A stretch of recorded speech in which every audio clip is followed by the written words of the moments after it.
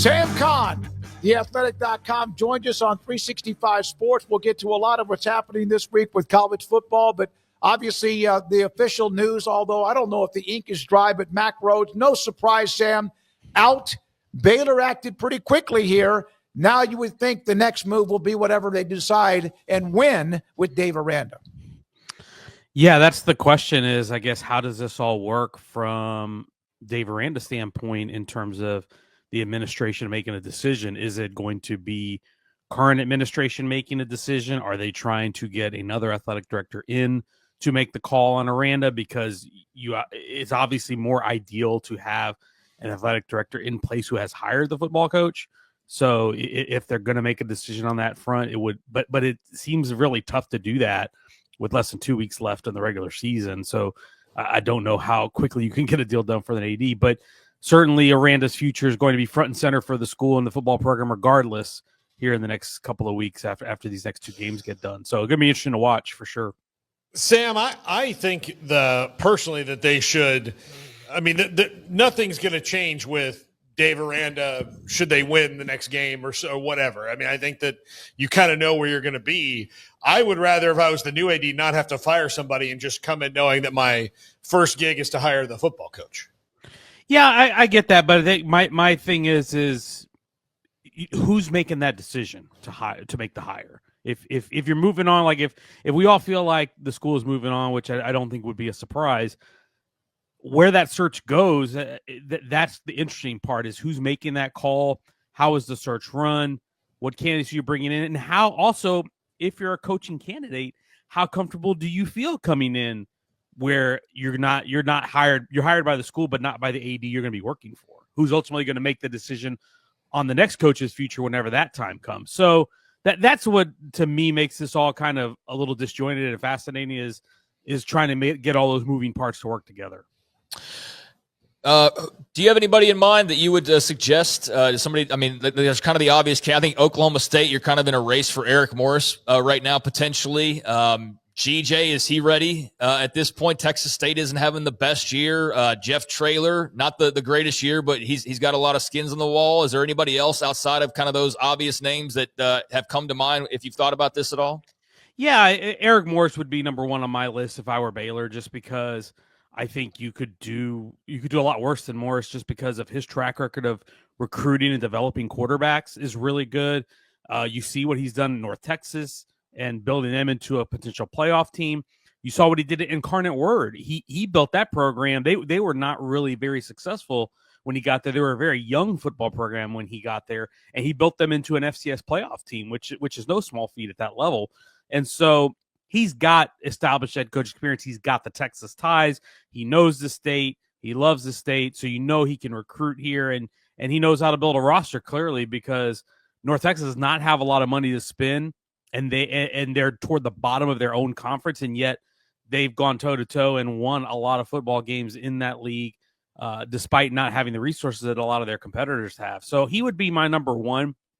The other interesting one I would throw at you as an unconventional, to some degree, at least in terms of the regional ties, I wonder if you would give a call to Casey Keeler at Temple, who I think has done a terrific job there in his first year.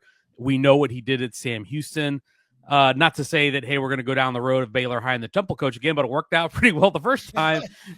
So I think that guy's a winner, and he knows this state because he's recruited and won a national championship at Sam Houston, was very successful in this state, knew how to recruit the Texas high schools. So I think you could do – I think Casey Keeler is a name that I don't hear thrown out a lot, and I don't know if he would leave Temple after 1 year, but he's a guy who I think is one of the best pure ball coaches out there. You know what, Sam? That's I love that you brought him up. I don't know if that's even a radar with his name blinking or not, but he's solid. He wins everywhere he's been. He knows Texas because of his background. Is that a big enough name? I don't know. What is a big enough name? Honestly, the only thing with Keeler is that he's from the Northeast, and so the move to Temple is kind of going back to his home region. That. Yeah, so that's the thing that I think would be the biggest sticking point with that. But if I were in charge of that search, I would absolutely give him a call if I were Baylor. Sam, the rankings came out. Games this weekend. There's only just a handful. There's not a lot of great ones, but there are some. But What are your thoughts? What would you say on a scale of 1 to 10 that two teams in the Big 12 get into college football playoffs? I put it about a 5 right now. I think there's a good shot. I don't want to say it's a great shot. And unfortunately, this is because of the rhetoric that goes around now that where we see everybody lobbying for their own conference, and the SEC. Obviously, we know the discourse there. But having BYU and Utah being the first two out right now, I think is a really good position to be in. And so if those two teams take care of business and they win their next two games, then both of them you would figure to be in the bracket. However, one of those is going to be in the Big 12 championship game, could potentially take a loss to whoever they face, most likely Texas Tech. And so that becomes the question to me, is how does the committee weigh a loss in the conference championship game against a Texas Tech? I think if you were to lose close to Tech in the conference championship game, if you're BYU or Utah, I don't think it kills you. But if you get beat the way that Texas Tech has beaten each of those two teams this season, it might hurt you, even though in theory being a conference championship game should not hurt you because it's an extra game. But certainly the road is tougher for BYU because they've got Cincinnati this weekend. I think it's a little bit more feasible for Utah, but I think they do have a shot. It's just a matter of, can they take care of business really in these next 2 weeks? Sam, what do you think that ESPN, your former employer, by the way, I know used to work there, but I know that FCS games and games like the SEC special this week are, at least at this time of year, going to evaporate in the 9-game schedule. What do you think ESPN thinks about having its biggest property 2 weeks before the end of the season have half their teams playing duds? Oh, I wouldn't bet on it evaporating in the 9-game world, because you know what's going to happen there. I think a lot of those teams are just going to stick that 9th conference game earlier in September and still stick SoCon Saturday in late November, because for all you want to criticize the SEC about, and I don't love this tactic, everyone plays an FCS opponent, or most schools play an FCS opponent. It was a stroke of genius for the SEC to do it when they do it, because it's I don't want to be disrespectful, but it's almost like a bye week for those schools, and at a really good time in the calendar when your team is beat up, when your team has gone through a meat grinder, so to speak. And so I don't love it, and I don't think ESPN loves it. Like, are any of you guys excited to go watch SEC teams play FCS teams on the second to last week of the regular season? Are you excited for Texas A&M and Samford? Are you excited for UGA and Charlotte? Can I interest you in Coastal Carolina and South Carolina? Like, maybe that one might be interesting. Yeah, that might be a little bit closer. South Carolina's found a way to lose every game under the sun. But Auburn and Mercer, like, I'm interested in Auburn and Mercer because Deuce Knight's going to start. But other than that, I mean, what are we talking about? So I don't think certainly ESPN likes it. And if I were, doing the ratings, or if I was in charge of the media rights for this, I would not want this. But Greg Sankey and the SEC coaches and AEDs are going to do what's best for them. And so I don't know that this trend is going to go away anytime soon. So, Sam, what do you think of all of the discussion around Steve Sarkisian that he basically took a fire hose to yesterday in a couple of different, sessions and just, completely stamped it out, although I'm sure there's a flickering for somebody somewhere that, this will come back around. But it seems like it's almost Texas media being too big, that they're trying to find something, because I just don't see it. I don't see the timing of it making much sense. Or do you see it? Do you see Sark? He is out there looking around and whatnot. How do you just kind of digest the conversation over the last couple of weeks surrounding him and the Texas job? Well, I'll say this. When you listen to the SEC teleconference yesterday, you had two very different approaches to job-related questions. On one hand, you had Lane Kiffin doing his best to not say anything of substance, and then you had Steve Sarkisian very emphatically saying, I'm not going anywhere. And those are two different approaches, and I give Sark credit for the approach that he gave, the approach that he had to this and trying to stamp it out. And this is not the first time. When the report surfaced earlier this year, that with, of course, by my employer, the Athletic Director Senior, reported it that there were some NFL teams, some mutual interest potentially. He stamped that out pretty quickly too, with his agents coming out with a statement on the record, basically denying it. And so Sark, for all you want to say, give him credit. He's been consistent on this front. Now, do I think that if an NFL team came and offered him a job that he would just shut it down and not consider it? I think any college coach, if they get offered an NFL job, would consider it at this point, because the NFL is a lot more structured and it's a lot better quality of life if you're a head coach at this point, because you don't have to recruit.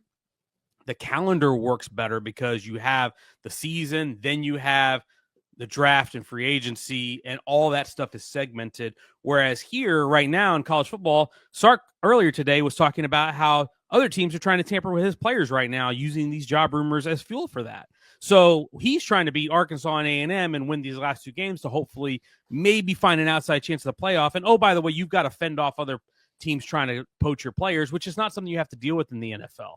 And so I say that all to say that life in the NFL, even though it's a higher level and it's the top of football, there is a little bit more. It's a little bit easier to manage your program, so to speak. If you're a head coach, there's a lot less on your plate. You have a front office that runs personnel. You have a GM that does the draft and all that. And so you don't have to be the one doing all those things. Whereas in college football, you do. So do I believe Sark when he says he intends to stay here? Absolutely, I believe him. He's got a great contract, by the way. He's got a huge buyout, I think, if he were to leave. But I do think that there's a lot of coaches, and it's not specific just to Sark, but to any coach, that if an NFL team calls and says they want you, how could you not be interested when you consider the ease of life that it is in comparison to all the duties you have as a college football coach? Yeah, just look at Matt Rhule at Carolina and the big fat check he got, even though it didn't work out. Yes or no, or what was more remarkable, that A&M came back from 30-3 down, or that A&M was actually down 30-3?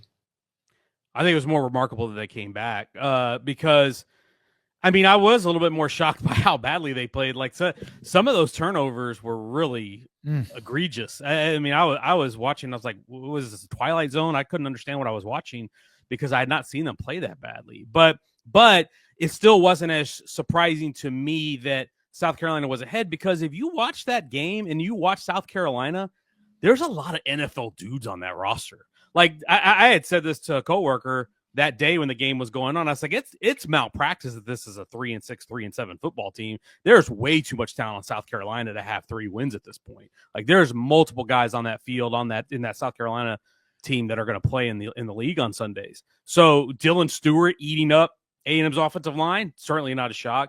Lenore Sellers doing what he did, certainly not a shock. Nick Harbor, who's an absolute freak, running, like a track star that he is, past everybody, wasn't surprised by that at all. It happens because they have real dudes on that team. But when they got down 27, I thought, no, there's no shot. I thought down 17 they had a shot, but when they got down 27 points, I was like, this is a little bit too much. But then 2 drives into that third quarter, once they got to 30-17, I was like, oh, they're going to do this. Like, the momentum had shifted so much and they had gotten it together that I almost felt inevitable by midway through the third quarter that was going to happen.